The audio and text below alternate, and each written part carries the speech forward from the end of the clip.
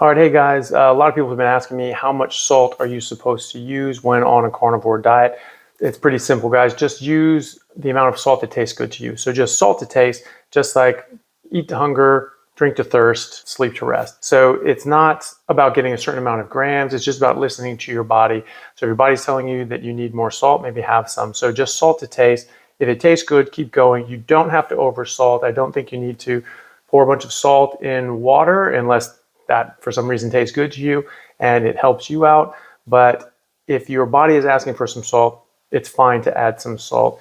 I don't think you need to over salt. I don't think you need to go out of your way to get extra salt. It's just about listening to your body. I don't really use much salt at all anymore. It's only when someone else puts salt on the meal that I'll have some. I myself, I don't salt anything anymore because I'm just salting to taste. And now I just like the taste of meat without salt at all. And so that's just what my body's doing. I'm not getting cramps. I'm not getting dehydrated. I'm not getting lightheaded. I'm not dropping my blood pressure. Just listen to your body and salt to taste. Simple as that.